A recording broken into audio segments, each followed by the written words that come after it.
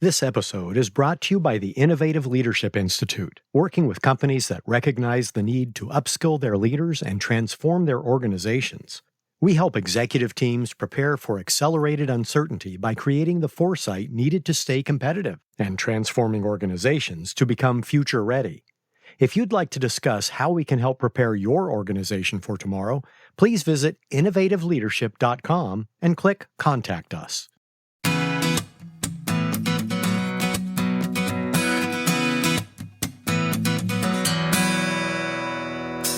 This is Innovating Leadership, Co-Creating Our Future.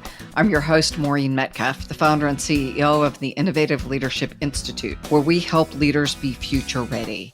Helping us in this mission today is Jacob Morgan, the best-selling author of 5 books, including his most recent, Leading with Vulnerability: Unlock Your Greatest Superpower to Transform Yourself, Your Team, and Your Organization. We'll be talking about vulnerability and leadership.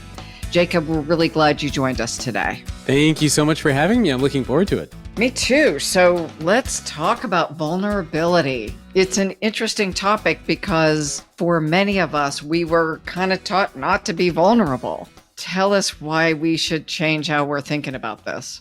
You shouldn't. And let me explain why. And let me actually give people a little bit of context on this and why this is such an important topic and particularly meaningful and personal topic to me.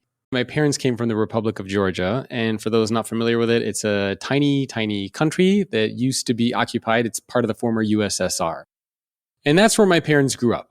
So they were under a communist regime. They were persecuted for being Jews. Now, in that kind of environment, you're not going to want to be vulnerable. You're not going to want to talk about your emotions or feelings or challenges or struggles, nothing like that. So growing up, I was always taught that nobody cares about your problems. Nobody cares about your emotions or your feelings. You should always try to be number one mentally and physically and just keep everything in. My mom tried to model more of that emotional openness for me, but as a young boy, I grew up watching my dad. And even to this day, whenever I go visit my parents' house, they live 15 minutes away from me here. The first thing my dad always says to me is, "Hey, come out in the backyard." And I go out there with him and he's like, "Hey, how many pull-ups can you do?" I'm like, oh God, here we go. Or how many push-ups can you do? Or how many dips can you do? It's always, how do you be tough? How do you just keep getting stronger?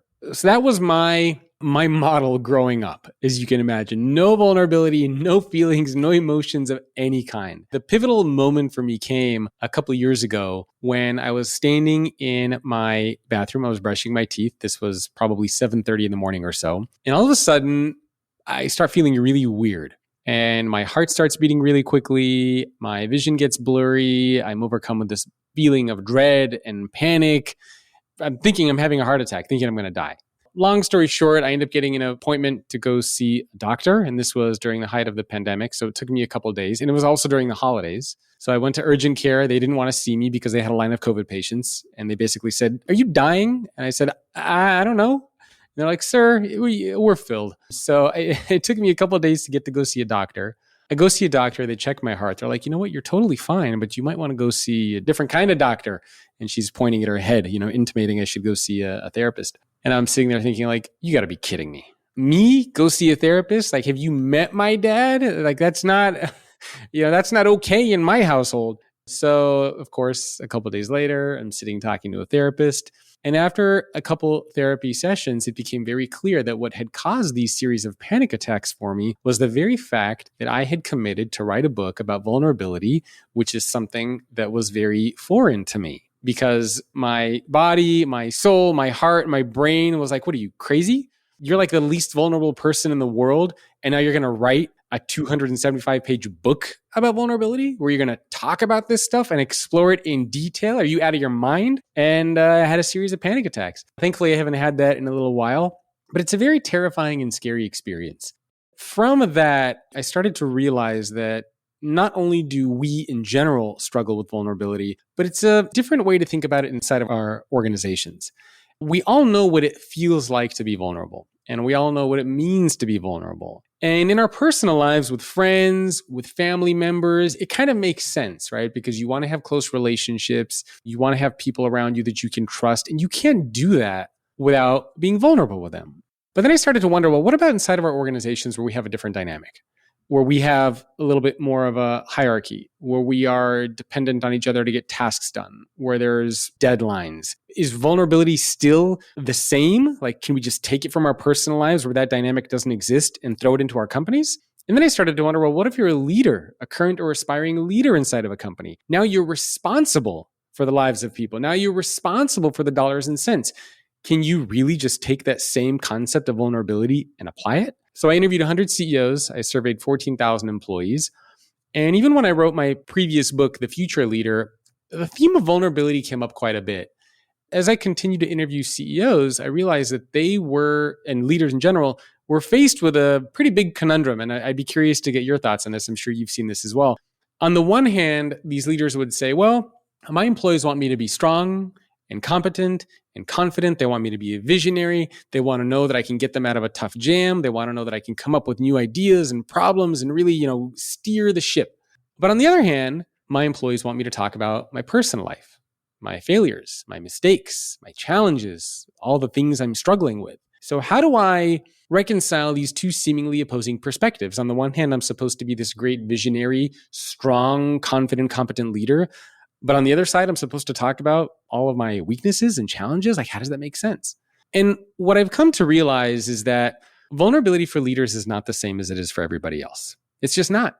And one of the stories that I talk about in the book is from Hollis Harris. He is the former CEO of Continental Airlines.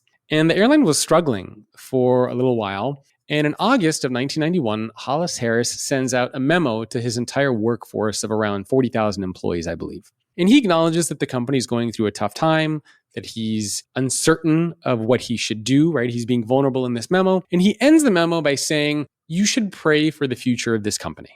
The next day, Hollis Harris was fired. Now, this story was shared to me by Doug Parker, who just retired as the CEO of American Airlines. And he pointed out something very unique about this. And he said, you know what Hollis Harris did was vulnerable. He talked about that he didn't know what the future was going to bring, that the airline was struggling, that he didn't see the right path forward. But what he didn't do is he didn't bring leadership to the table. Because if Hollis were Joe in accounting, if he was a junior level employee and he came to the company with that same message, somebody probably would have said, hey, why don't I take you out to lunch? It seems like you might be having a bad day. Take the rest of the day off, come back tomorrow. When you're the leader of a company and you do this, or the leader of a team or a function, you cause chaos and panic and pandemonium. So ironically, your question was, why should we be vulnerable? My answer to that is you should not be vulnerable inside your organizations. You should lead with vulnerability. The key difference there is that leading with vulnerability means you bring together leadership and vulnerability, competence and connection. So to give you just a very simple, practical example, let's say I work for you and I show up to work one day, you gave me a project and I came to you and I said, you know what, I'm really sorry. I made a mistake. I screwed something up.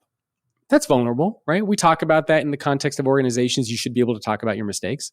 Leading with vulnerability would take that same scenario and I would say, you know what, I'm really sorry. I screwed up this project. Here's what I learned from the mistake that I made. Here's what I'm going to do going forward to make sure that mistake never happens again. That is leading with vulnerability because I'm not just being vulnerable, but I'm adding the leadership piece to it. So I do not advocate simply for being vulnerable all the time because what's going to happen is your leaders, your peers, and everyone around you at a certain point is going to say, look, you keep talking about your challenges, your struggles, your failures, your mistakes. Why are you in this role? You're not demonstrating the level of competence, the level of leadership that's required for you to be in the position that you're in. So that's from a high level why leading with vulnerability, I think, is the right approach as opposed to just being vulnerable inside of organizations, especially if you're a leader. One of the things we talk about is leaders can't know everything. Correct. So we have to ask for assistance. And I will often say, and this is a learned behavior, I have a point of view, but I want to hear what others say first. Yes. So it's not, I'm clueless waiting for you to tell me what to do, which can appear when leaders are soliciting input. And especially as a consultant, what I hear is you consultants always just wait for us to tell you the answers. Often we actually have answers and we are trying to get buy-in. And so there is an interesting balance between asking for input and appearing as if I'm empty-headed or I don't have confidence in what I'm doing versus we have a sticky problem. We need everyone's input and then we will collectively synthesize it, but not abdicating control. Yeah. And the reason why you need both is because let's say, for example, again, we're looking at these two variables, these two attributes of leadership and vulnerability. Let's say you're only really good at the vulnerability piece and I worked for you and somebody came over to me and they asked me what I thought about you as a leader. And I would say, well, we really connect with each other. She's a great person on a human level. We're just in sync. She's a great person, but I'm not really sure she's the right leader for this job, because I'm not seeing that level of competence. Like I'm not sure she's the right leader, but she's a great person. Similarly, the flip side of it, let's say you're really good at the leadership piece. I might say, well, you are so great at closing deals, bringing in business, picking the direction of the company. You're amazing as a leader, but I have a hard time connecting with you as a person. I have a hard time feeling engaged and motivated and inspired by you as a leader. So you can see that you need both of those things. If you're only good at competence, people are going to think of you as a robot. If you're only practicing vulnerability, people are going to think of you as incompetent. So you need to bring together both of these things. Now, interestingly enough, we surveyed 14,000 employees and we asked them, what is the number one reason why you are not comfortable being vulnerable at work? And by far, the number one response was, I don't want to be perceived as being weak or incompetent. Why do people view vulnerability as being weak and incompetent? Because we don't add the leadership piece.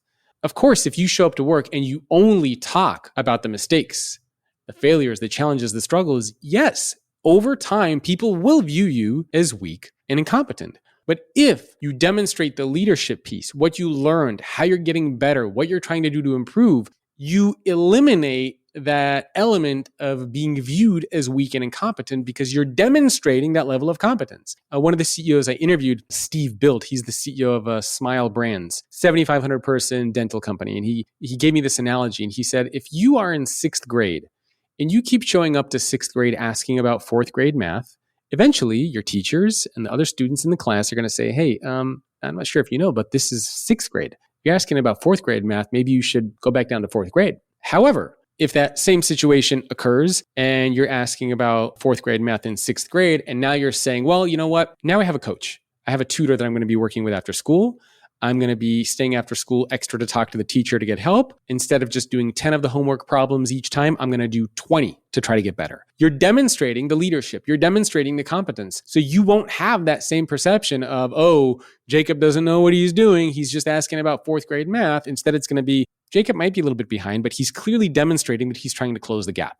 Look at all of the things that Jacob is doing and trying to get better as a leader. And so that is the important piece. And we see this all the time inside of organizations, especially if you take on a new role or if you're a leader for the first time. Because one of the questions that a lot of people ask me is, does this mean that if I'm in a new role or I'm a first-time leader that I can't be vulnerable? And the answer to that is no, that's not what it means at all. But if you're a first-time leader, there's a difference between showing up to work and saying, hey, everyone, I'm a first-time leader. I'm new here. I'm going to just figure things out. I don't really know what I'm doing, but, yay. Like, go team, like, we'll figure it out. What kind of an approach is that? Instead, it's far better to say, hey, everyone, I understand and acknowledge that I'm a first-time leader. To try to be the best leader that I can possibly be, I'm working with a leadership coach who's going to help me. I want your feedback. You tell me what I can do to be better. Here, I don't know, some courses that I'm taking, some books that I'm reading. Like, I'm investing to try to become the best leader that I can be for you. That is vulnerable. And there's leadership as opposed to, hey, it's my first time. I don't know what I'm doing. Hopefully we'll just figure it out.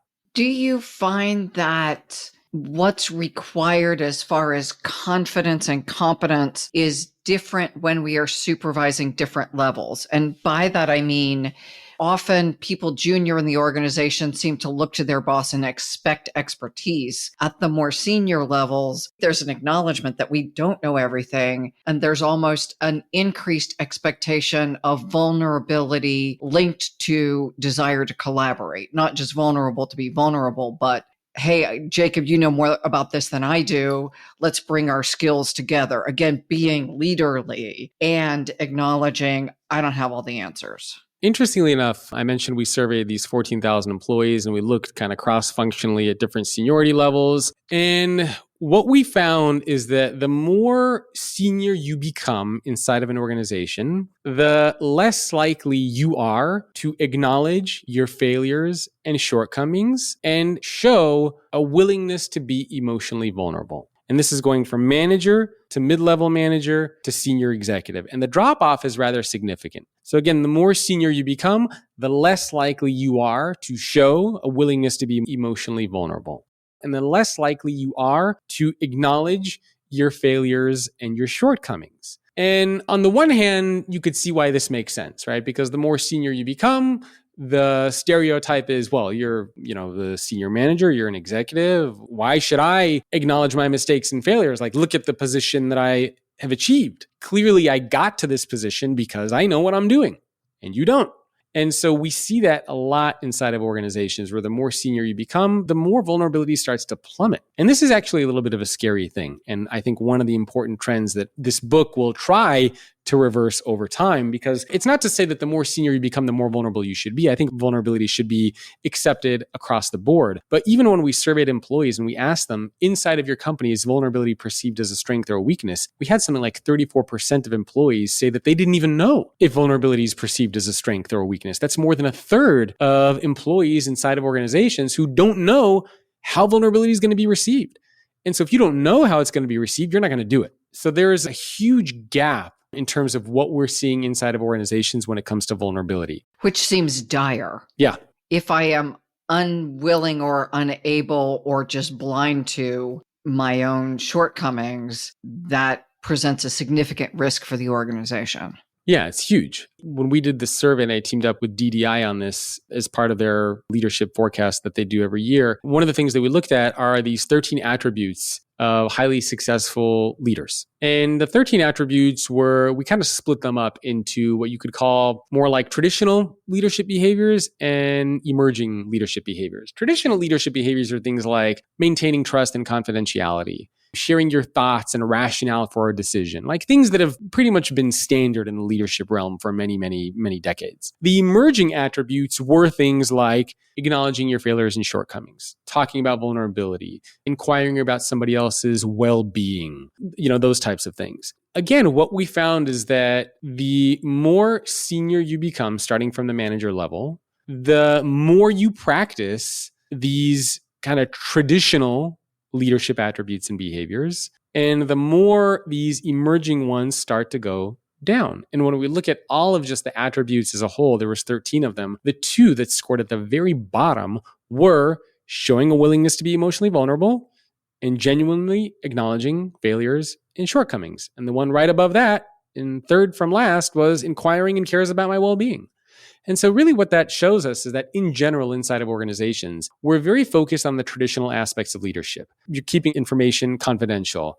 You're explaining why you're doing something. You recognize the success of somebody. You give opportunities for growth. Like the traditional things we're much more comfortable with and pretty good at. But a lot of these human, vulnerable, people first attributes are things that we're really, really struggling just across the board inside of organizations, not even just in leadership. That's curious to me because I think of the Gallup Q12, and we've now been using this for over a decade, maybe two, and cares about my well-being is one of the 12 questions or some variation of that. So I'm surprised that that's something that leaders are still not embracing, because if I ask you, Jacob, like, how did that therapy session go? And what did you get out of it? I don't have to be vulnerable at all. I just have to act like I care how you did. Yep. Now, let's hope that I'm acting from genuine care. But why do you think we are not good at that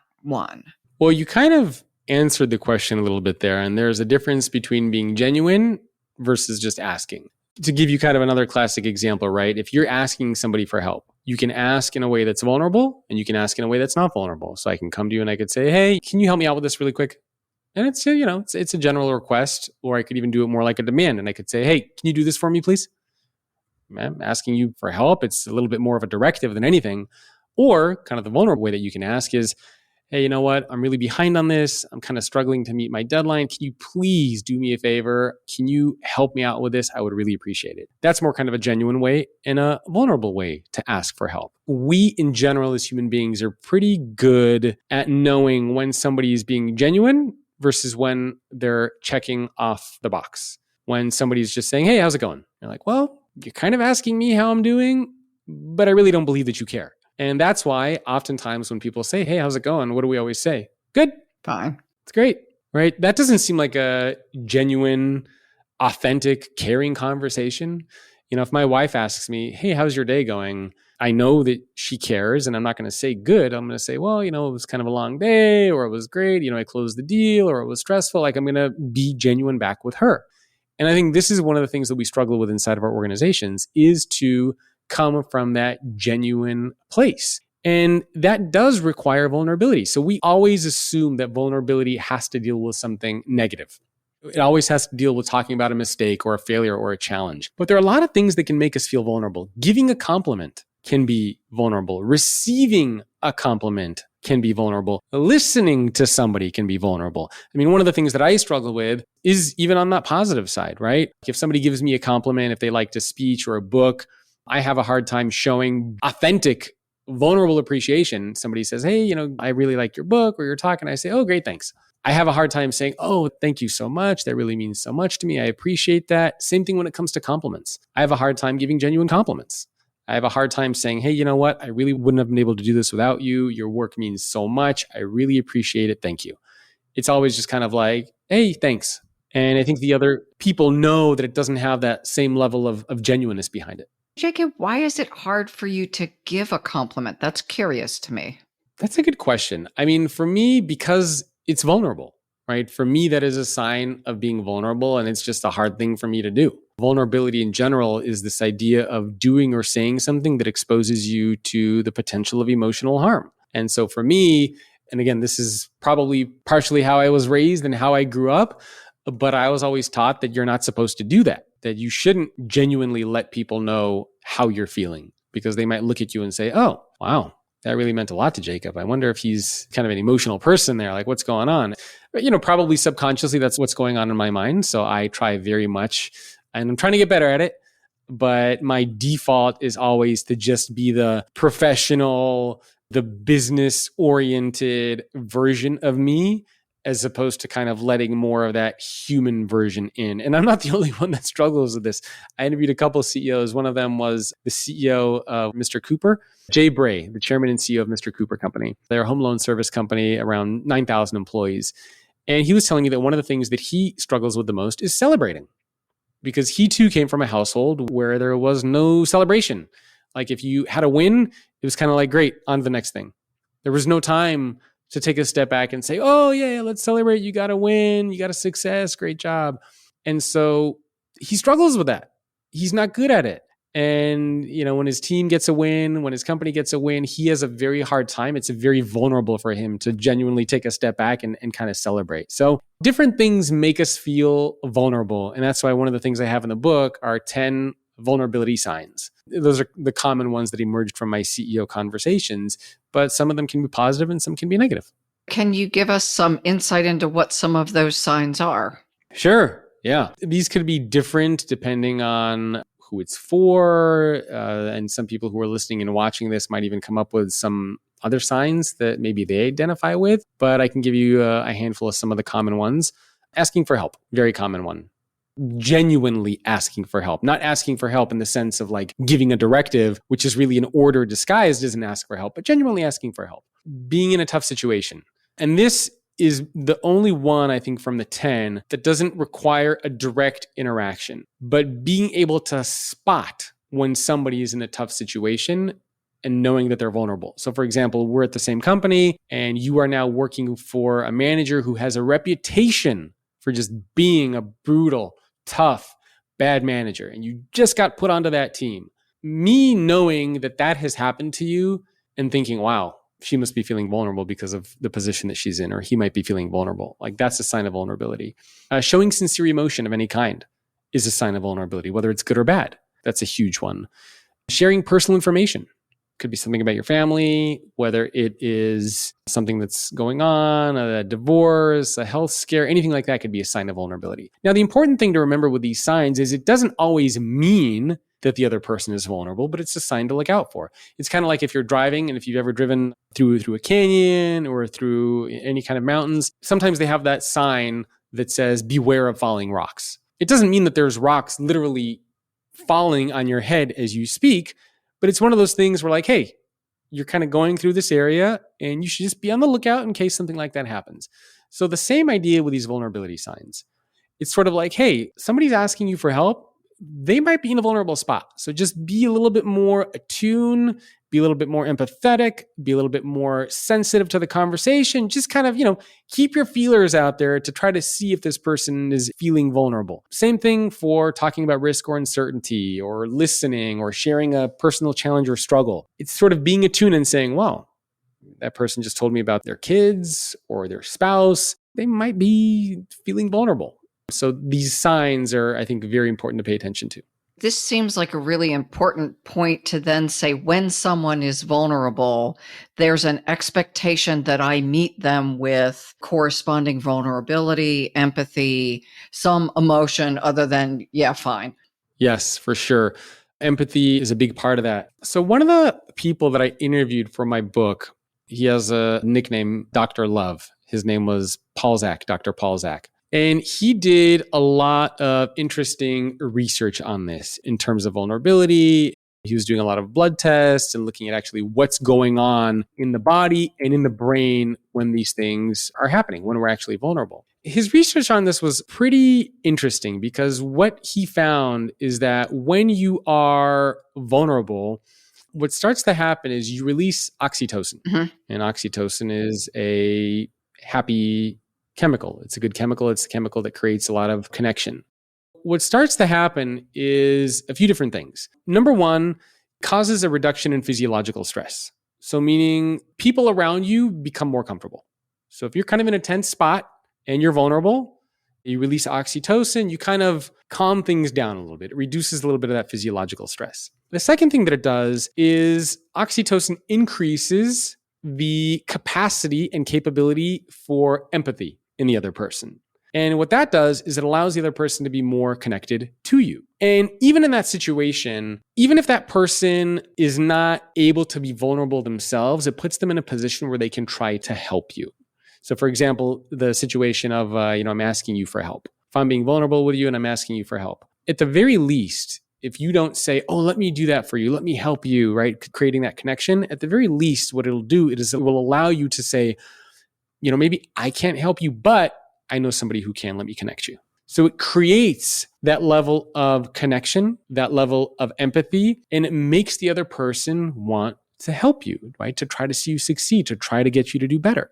It's very interesting in that regard on how that chemical of oxytocin is triggered, not just in your brain, but in the other person's brain as well. And one of the things that Dr. Zach told me is that this doesn't happen if you're trying to fake it. So the oxytocin does not happen if the other person believes that you're not being genuine. And this might go back to your original question that you were asking me of inquiring about well-being. Simply by asking about my well-being, simply by being vulnerable, doesn't do anything unless I sense and believe that you're actually being vulnerable, unless I can sense the genuineness in there. So if you come to me and you say, hey, I'm really struggling with this, can you help me? I might say, in your mind, you might be thinking, okay, I need help with something. But if I don't get the sense that you're actually being vulnerable and you're being genuine, there's no oxytocin happening. I'm not going to feel like I'm inclined and I want to help you because I don't believe that it's a real thing. I don't believe it's a real request that you're actually being vulnerable. So you can't really fake it, right? On a subconscious level, our brains are very good BS indicators for these types of things. So being genuine behind it is very, very important. The other thing that he told me is that even in a virtual setting, because obviously we have a lot of hybrid work that we're talking about, according to Dr. Zach, you get between 50 to 80% of the oxytocin in online environments. So not bad, but if you're going to be vulnerable with somebody, it's not quite the same if you're doing it in person and you can make eye contact and see somebody right in front of you versus if you're looking at somebody 2D on a screen. Early in my career, I learned the nonviolent communication. I think, I feel, I wish. Mm-hmm. Growing up with a military dad, military intelligence, there wasn't a lot of feeling going on in our house. And also, not to diss my dad, this was the era where parents said, if you're going to cry, we'll give you something to cry about. Hey, that's my dad's line. It sounds like my dad and your dad are friends. They may be. So I learned, if you're vulnerable, go be vulnerable someplace else. Exactly. Learning the formula, and it took a lot of practice. Yeah. And learning to say words that weren't too vulnerable. So I feel embarrassed rather than I feel like a moron. Yeah. And this is, how vulnerable can I be and still lead? But what was really interesting for me is that point you just made about invoking the desire to help in others and feeling it in myself. I had a very different experience when someone said, hey, I need those financials. Like, yeah, I don't want to do them. Yeah. And I'll kind of dodge the thing that I've been asked to do. My team was recently doing chartering of something. I was like, yeah, I don't want to do that. And yet one of the team members explained why my participation was helpful, but there was an emotional component to why it's valuable for the team. Yeah. If someone needs me to do something and there's an emotional request, I want to help my team. Yeah. Otherwise, I'm going to dodge stuff I don't like. And I think most of us will dodge stuff we don't like. Yep. Because we've got a whole bunch of other stuff we have to do or we want to do. There's something called the feelings wheel. And this was created, I believe, by Dr. Gloria Wilcox. I believe she passed away. And I discovered this because when I was going to a couple therapy sessions, the therapist had me go for a week, or maybe it was 2 weeks, but 3 times a day, she would have me check in with myself and write down how I'm feeling. What I noticed is that after doing this for a week or two, and then we had another session, and she said, well, let's go through some of the things that you've been writing down. And I would look at the list of feelings that I wrote down, and they were all be the same thing. Things are good. I feel fine. I feel a little stressed. She would tell me, she's like, these are not really feelings, right? I mean, maybe stress, but for the most part, saying you're feeling good or fine or you're okay, it seems to me like you don't really know how to tell people how you're feeling. I was like, oh, I see. And so she showed me this thing called the feelings wheel. And she said, now, when you do these check-ins with yourself, I want you to look at this feelings wheel, and I want you to tell me these types of feelings or emotions that you're going through. And these are very different. And the way that the wheel works is that there are these general emotions that are at the very beginning, the inner circle. These are things like sad, disgusted, angry, happy, and then one layer out from that. So it kind of drills down deeper. So if you're feeling happy, you might feel accepted or proud or playful or optimistic. If you're feeling angry, it might be humiliated, or I feel bitter or frustrated or distant. And then it kind of goes one level out from that. So if I'm feeling angry and I'm feeling let down, well, I might feel let down because I feel betrayed, or I feel resentful or disrespected. I started to get much better at being able to identify emotions and feelings instead of just being able to say, okay. And one of the things that my wife and I do now every night before we go to bed is we lay in bed and we talk about, how is your day? How are you feeling? Sometimes one of us will say good, and the other person will say, oh, that's not a feeling. That's not an emotion. And we force ourselves to really dive deeper into how we're actually feeling and how we're doing. And it allows you to feel seen. It allows you to feel heard. It allows you to really kind of connect with yourself and understanding how you're really feeling. Because oftentimes we don't even know. One of the challenges that I think we have, not just inside of our organizations, but in general, is we're not really well equipped to identify and talk about the feelings and our emotions. And that's why all the time when somebody says, hey, how's it going? You say, good. How's everything? Fine. You okay? Great. None of these have any meaning, significance, value of any kind. These are just kind of colloquialisms that we use when really all that we're trying to say is hi.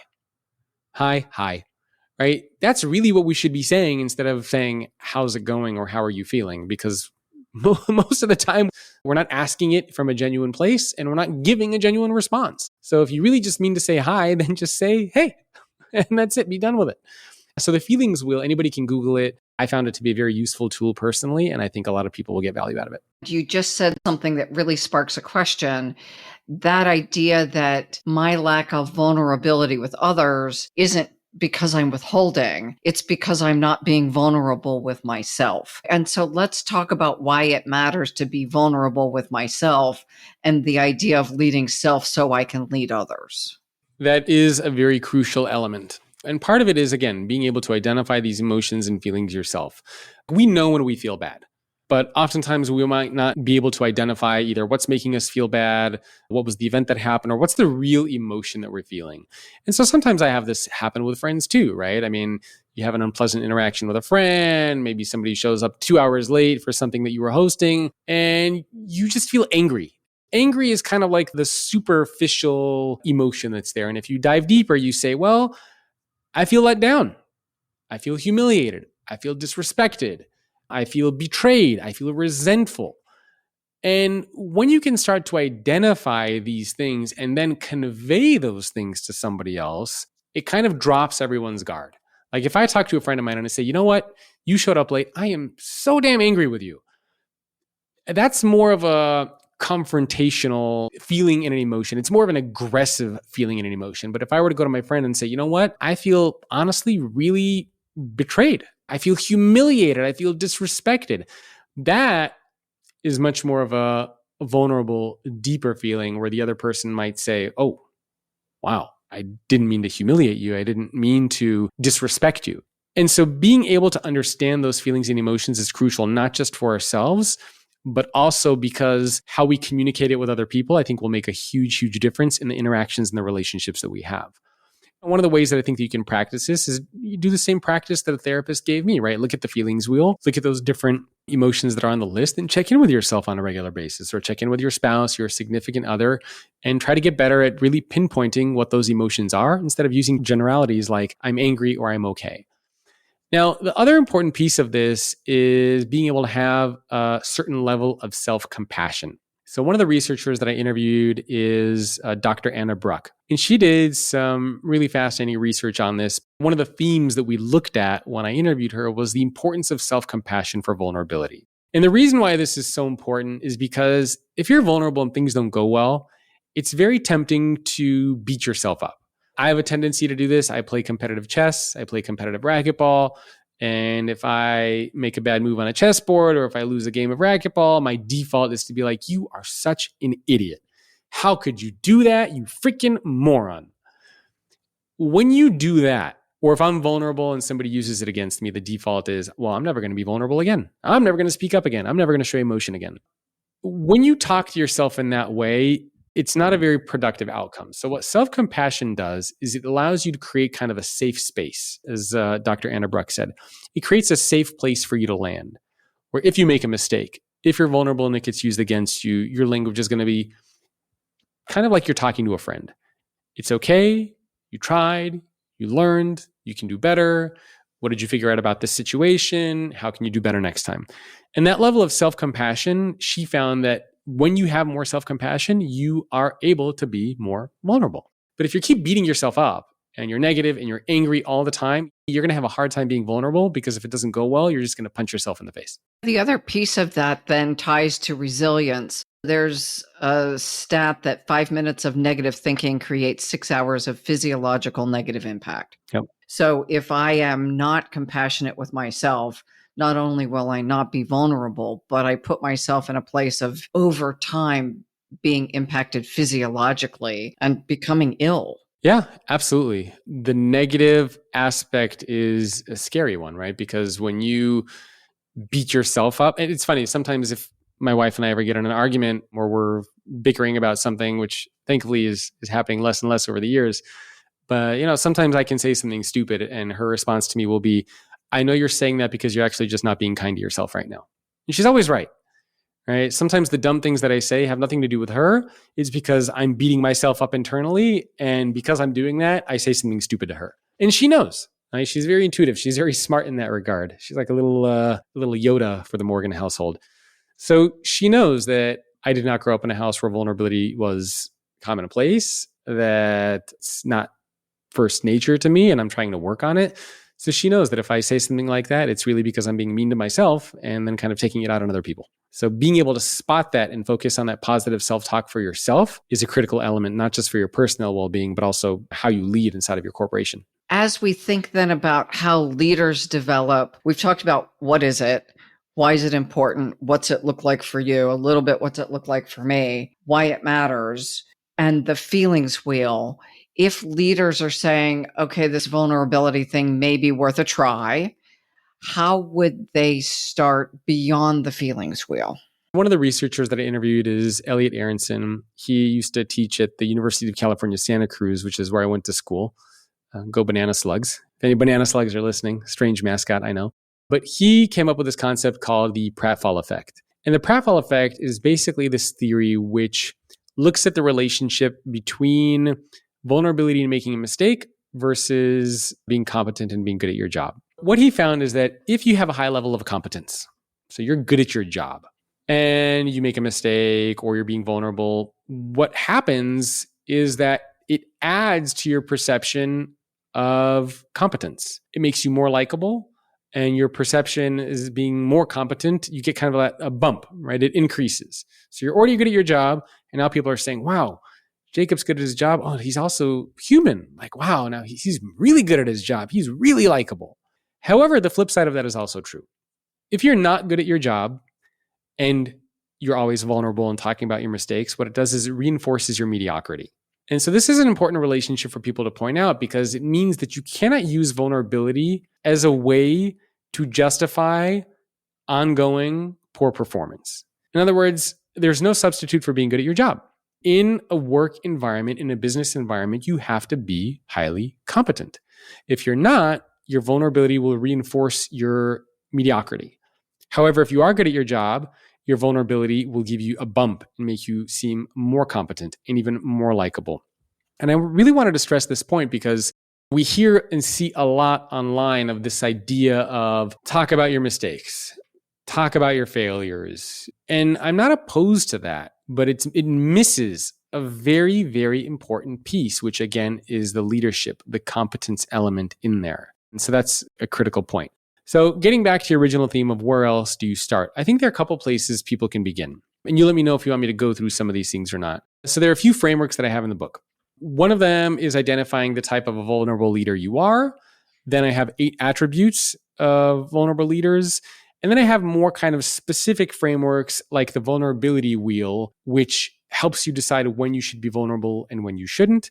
And then I have this theory of the vulnerability mountain that you could climb. Probably for most people who are listening and watching this, maybe we can do kind of like a high level. Maybe the 8 attributes might be overwhelming. I don't know. What do you think? I'd like to do that. But one thing that's just come to mind is we're living in a time right now where, let's use voters as an example. It's a global issue.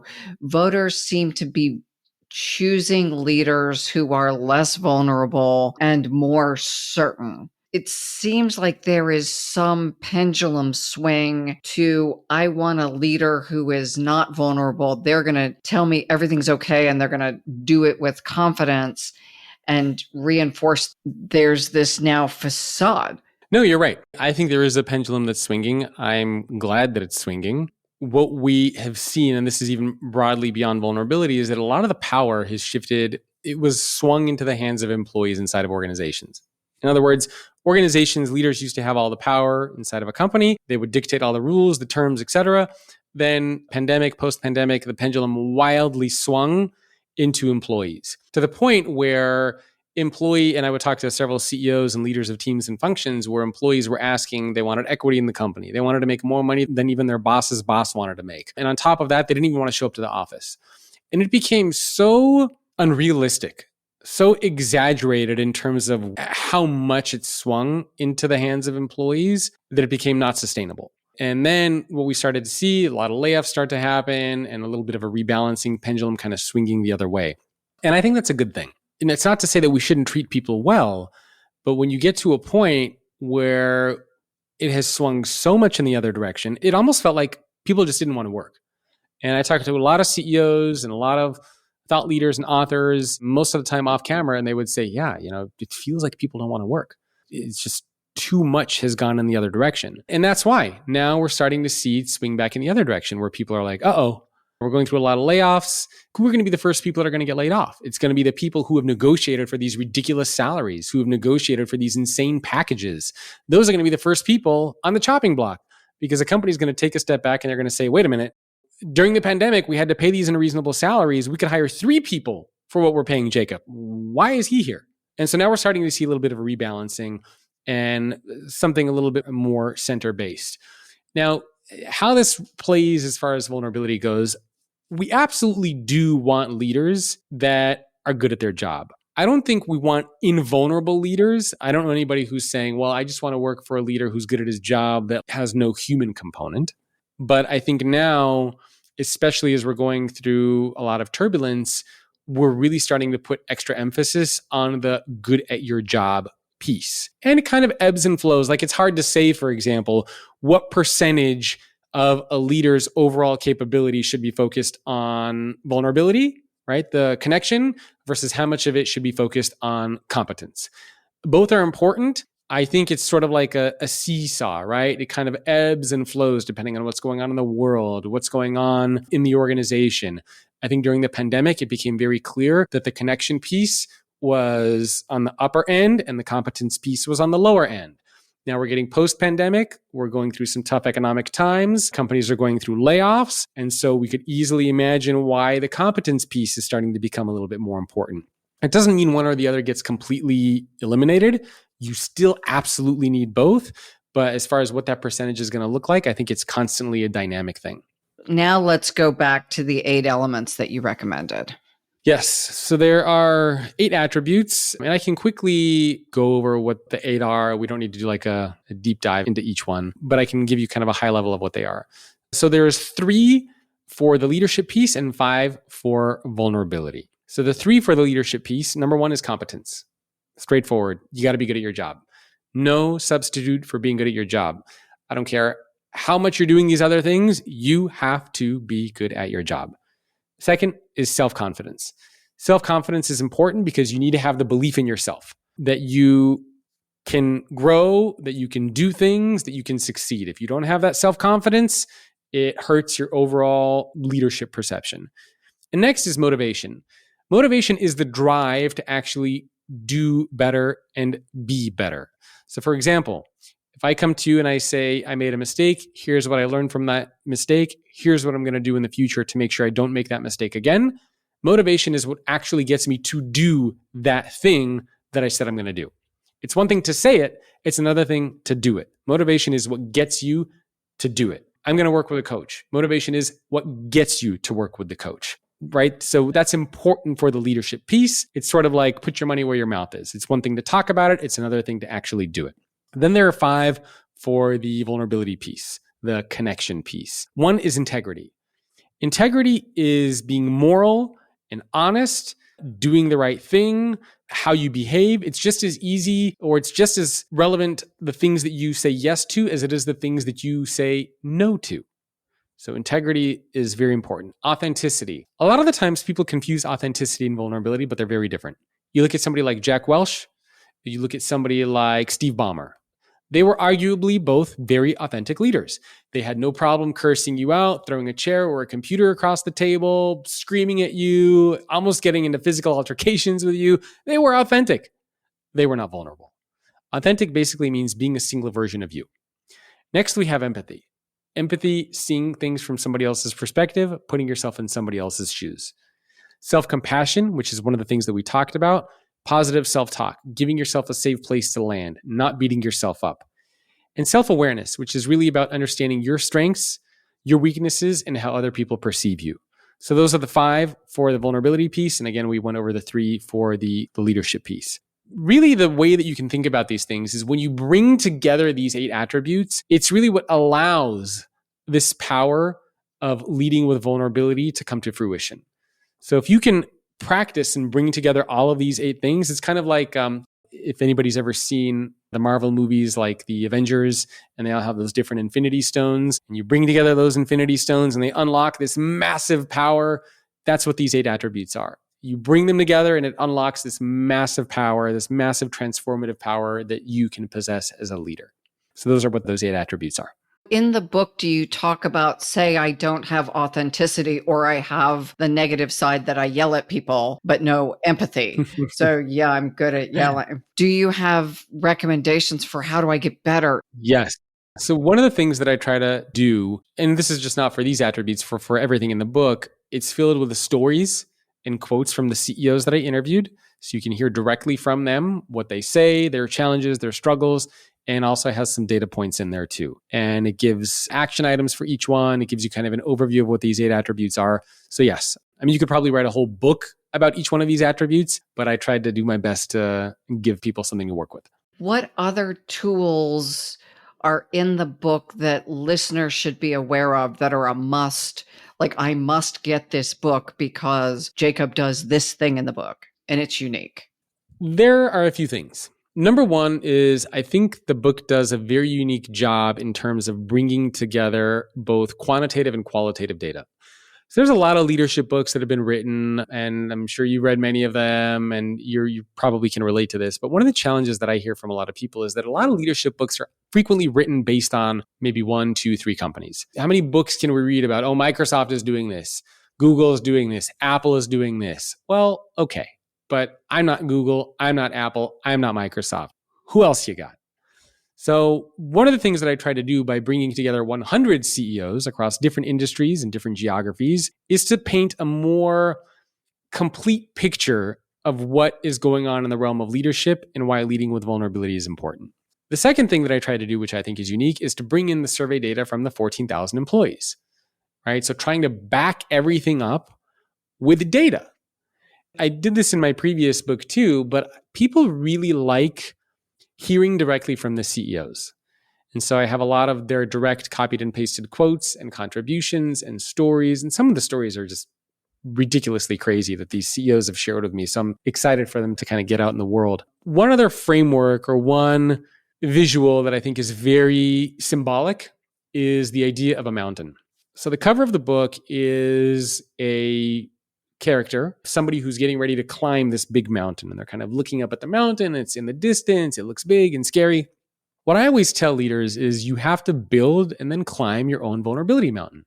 The reason why the mountain is so significant is because if anybody's ever gone hiking or climbing a mountain, you know that the beginning is always easy, right? Setting up base camp, kind of hanging out, we're good at that. But when you start climbing higher up the mountain, sometimes you might get injured, you might fall, you might have to take a step back to kind of reroute to go a different direction. But the higher up the mountain you climb, the more beautiful the vistas become, the more clarity you get, the farther out you can see, the more people you meet on your journey. And the same thing I think is true for leading with vulnerability.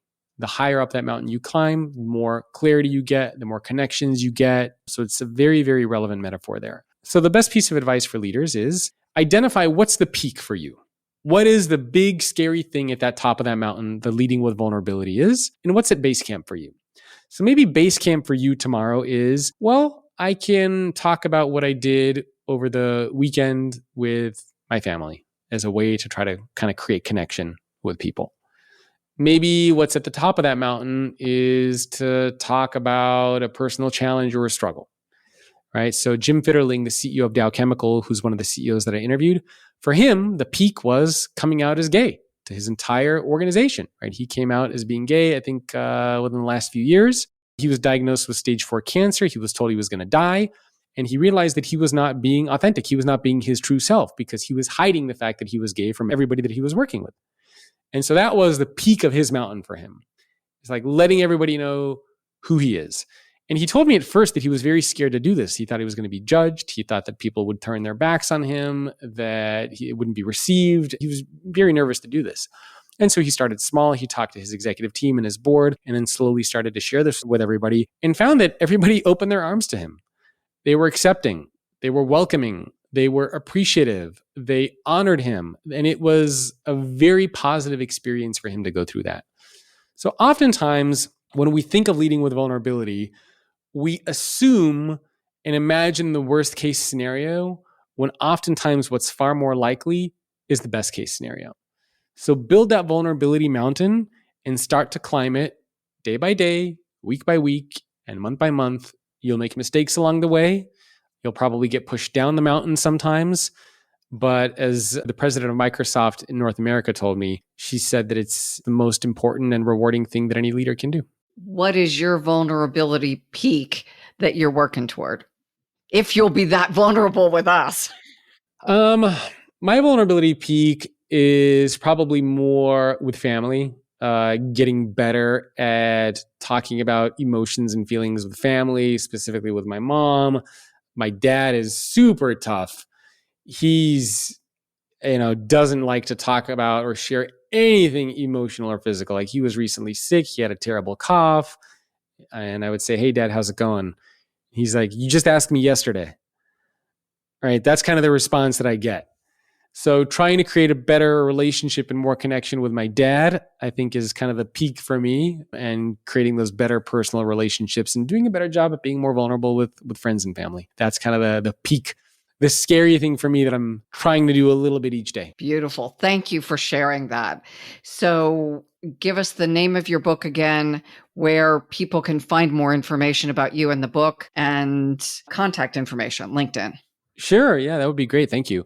So the book is called Leading with Vulnerability, and it has a little bit of a longer subtitle, but the main thing is just leading with vulnerability. And we created a special URL for it, so people can go to leadwithvulnerability.com, and then that will link you to a couple places where you can get it, like Amazon. You can also just go to your favorite provider, Amazon, Books A Million, and type in Leading with Vulnerability. And the subtitle is Unlock Your Greatest Superpower to Transform Yourself, Your Team, and Your Organization. My personal website is thefutureorganization.com, and my email, jacob@thefutureorganization.com. And then one thing I'll mention, if people do order the book, email me, bonus@thefutureorganization.com, because for people who order a hardcover copy specifically, I'm sending them access to 5 of the CEO interviews that I did. It's with GE, American Airlines, Edward Jones, WW, and BD. So I'll send them the audio and the video interviews so they can see these candid conversations themselves. Thank you, Jason. It's been a pleasure talking with you. This is Innovating Leadership, Co-Creating Our Future. I'm Maureen Metcalf. Listeners, we hope today's show helps you become more future ready by exploring your vulnerability and amplifying it. Please like us and share us across your podcast platforms.